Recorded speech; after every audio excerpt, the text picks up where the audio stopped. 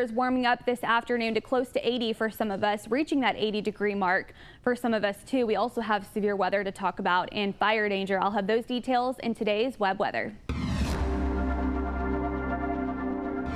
Well, here's a look at your hour-by-hour forecast going into this afternoon and this evening. Upper 70s by 2 o'clock, looking at 80 degrees for many of us going into 3, 4 o'clock. 40% chance of thunderstorms start to ramp up late in the afternoon, early evening as that dry line moves in. We'll see south winds picking up 10 to 20 miles per hour. And here's a look at those highs as we go through today, this afternoon. 80 degrees along I-35, 78, 79 for southeastern Oklahoma, 79 here in Sherman with the record of about 92 degrees. So here's a look at the storm timeline going into today. I think 2, 3 o'clock we'll start to see maybe some showers, some isolated showers along I-35. And then as that dry line really sets in and the upper level support moves across the southern plains, that's where we're going to start to see severe weather after about 4 or 5 o'clock this evening. That will last until about 9, maybe 10 o'clock. I think by that point, those storms will be moving off to Arkansas. So here's a look at that risk today. A level 2 out of 5 risk for severe weather for southeastern Oklahoma, including Durant, including portions of Marshall County and Atoka County.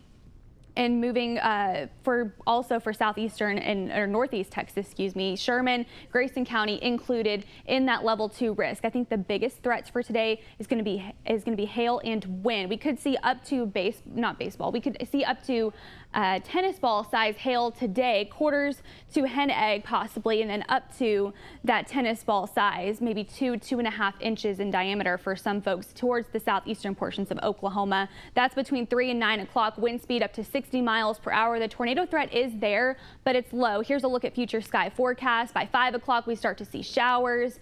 And then as that dry line races east, we start to see kind of these isolated thunderstorms. And that's when we see isolated thunderstorms in this sort of environment. That's when we start to be concerned about hail. And then we also have that low end tornado threat too. It's the sheer spinning with height of the wind is really high today. So we could get some tornadoes from this as well. The threat is just lower. By 7:30, we're continuing to see more of those thunderstorms kind of go up. And as you can see, the coverage wasn't really a whole lot.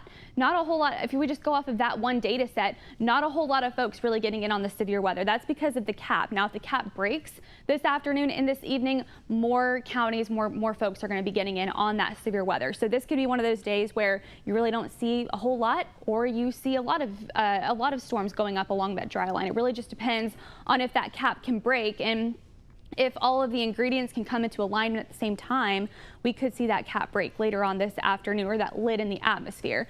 The wind gusts today, 20 to 25 miles per hour. Tomorrow, they'll be light, 5 to 15. And then Friday, we don't have a severe weather risk, but we do have a big system moving in that could bring a lot of winds, 45 to 50, close to 60 miles per hour. These aren't even thunderstorm winds. These are just plain winds in the afternoon. Non-thunderstorm winds could be gusting close to 60 for some of us towards the west and north. Here's today's setup. It's a dry line setup that's going to take form. That's going to be racing across Texoma. And that is going to be aiding in that lift and the trigger mechanism to get these storms going today. Not a whole lot of measurable rainfall really expected from this, but we could see some severe weather. And because of that, also with the winds being very breezy the next couple of days, we're going to see critical fire danger along I-35. Once the dry line passes, relative humidity value is going to drop into the teens and maybe even single digits on Friday. Here's a look at that 7-day, 80s and 70s to end the week. 20% chance of thunderstorms for your Friday, and then we cool off into the 60s for the weekend, 76 degrees for St. Patrick's Day, and it's going to be breezy yet again next week.